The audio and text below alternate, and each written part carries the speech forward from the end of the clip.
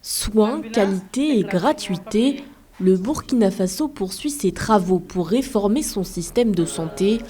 En 2016, le pays avait franchi un pas significatif avec l'entrée en vigueur de la gratuité des soins pour les femmes enceintes et les enfants de moins de 5 ans.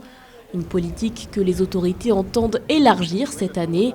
Le gouvernement travaille désormais sur l'exemption de paiement des soins en faveur des patients atteints de maladies chroniques notamment. Il est apparu extrêmement important d'analyser la possibilité d'élargir la gratuité des soins aux urgences médico-chirurgicales. Le deuxième aspect autour de l'élargissement s'est focalisé sur les violences basées sur le genre.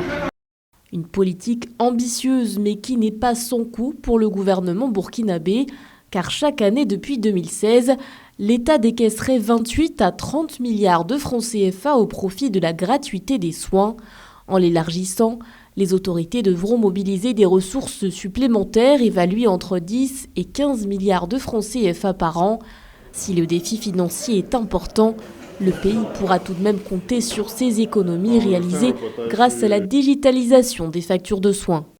Nous avons digitalisé la feuille de soins, la feuille individuelle de soins. Ce qui fait que, avec cette digitalisation, ça permet véritablement d'asseoir un mécanisme de contrôle qui est beaucoup plus rigoureux.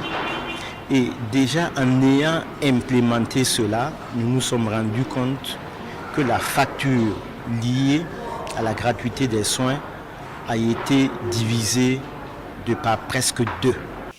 Une gratuité des soins qui a par ailleurs permis de réduire le taux de mortalité infantile et maternelle. D'après les chiffres du ministre de la Santé, le quotient de mortalité infanto-juvénile est passé de 81,6 pour 1000 naissances vivantes en 2015 à 48 pour 1000 naissances vivantes en 2021.